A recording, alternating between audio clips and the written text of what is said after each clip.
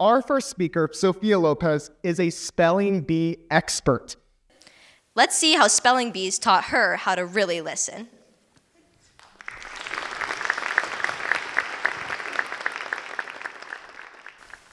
As bright lights, clicking cameras, and the fear of misspelling crowded my mind, I wanted to reach out and hold on to something tangible to calm the nerves. But when I was at the National Spelling Bee, and all I could hold on to was the pronouncer's voice and the information it gave, listening became my lifeline. According to the Scripps National Spelling Bee, 11 million students compete in their school bees each year, and some 250 reach the national competition in Washington, D.C. For 7 years, I competed in over 30 spelling bees at the school, district, regional, and national levels, representing the Dayton area in the Scripps National Spelling Bee 3 times. By the age of 13, I was among the top 20 spellers in the nation. I listened not just to languages of origin and definitions, but also to nuances like emphases on syllables, or sounds like the schwa, which is basically just an sound and is notoriously hard to decode. I listened closely to words to hear any roots they might come from, which are basically just parts from foreign languages that make up our given word.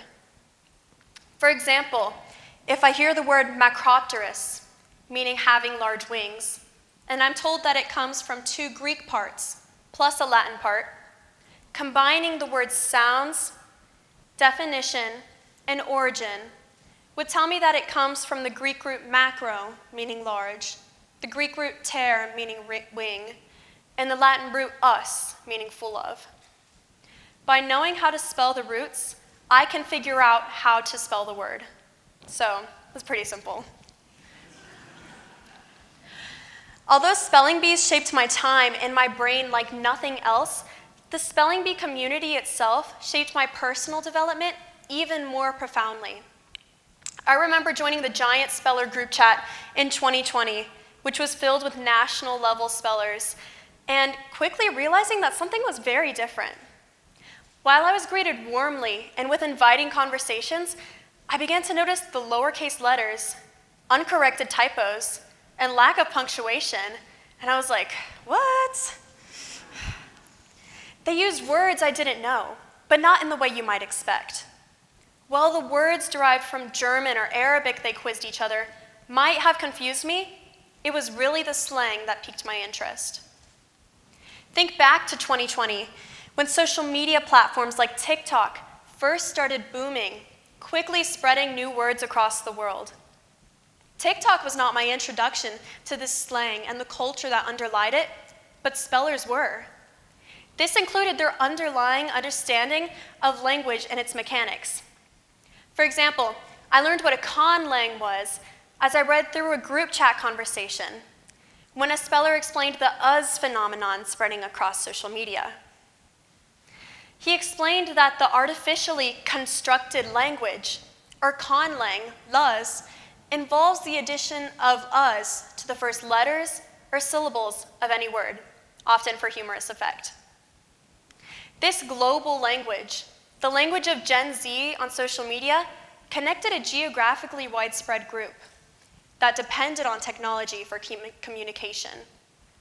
Their language was so new and so seemingly convoluted that I wanted to master it myself.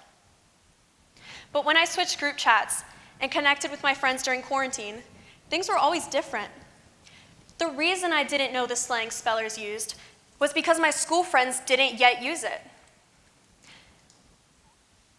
Maybe you've seen those TikToks about accidentally using friend group A humor with friend group B.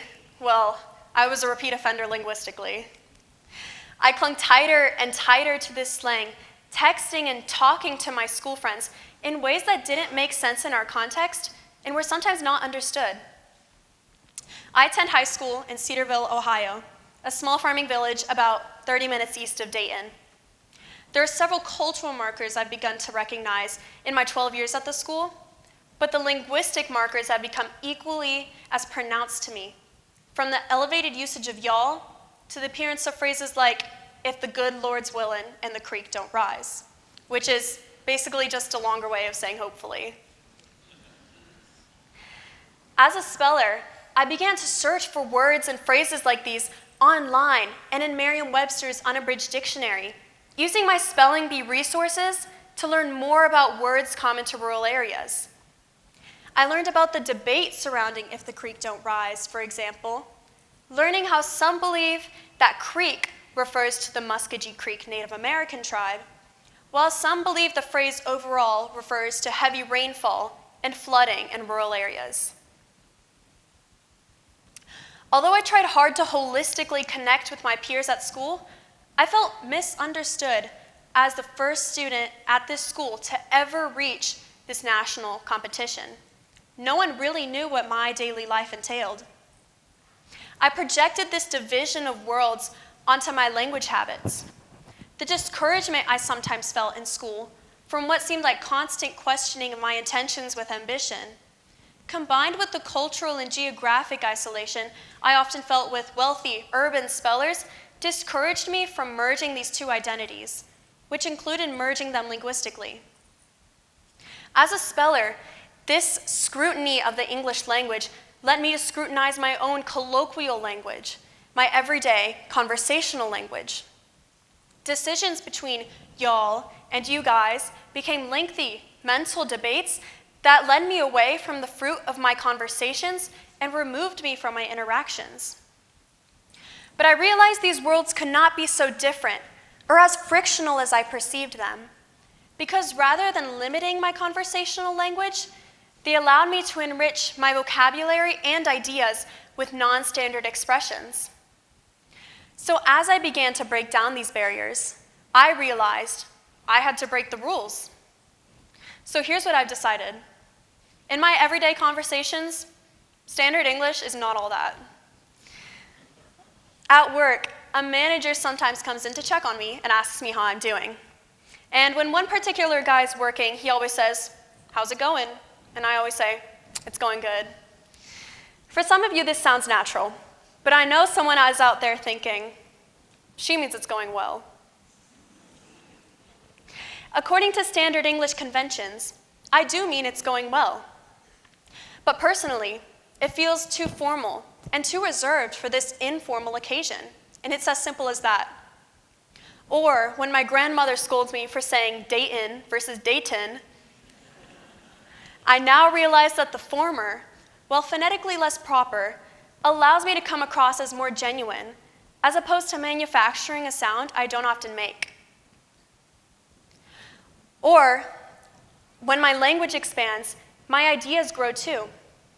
I sometimes say I need to lock in, which is a slang expression popularized by social media. And I genuinely mean something different than I need to focus, although that's likely the closest synonym. I consider locking in a holistic attitude that applies to success in everything from school to personal relationships. And to me, it holds a different connotation and much more motivational power than a vow to focus. Or when my best friend, who I met through spelling bees, used the word chemistify in a conversation, which he meant to mean have chemistry, but doesn't appear in Merriam-Webster's unabridged dictionary, he clarified his verbal intentions by breaking the rules, adding his own suffix.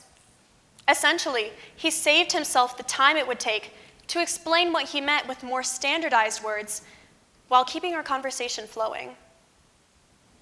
And when my friend from school, who was injured just before the school musical last year, said he would do it this year if the good Lord's willin' and the wrist don't break, he enriched the conversation through a classic saying that, while defying standard English, expresses immense hope. It may not just be a longer way of saying hopefully, but a more intense and spiritual appeal, and an acknowledgement of life's unexpected events. And maybe this subconscious determination is why he succeeded. So I've challenged myself, and I challenge you, who are likely familiar with the English language, to use it for good and for connection. Sometimes this means modifying its standard form.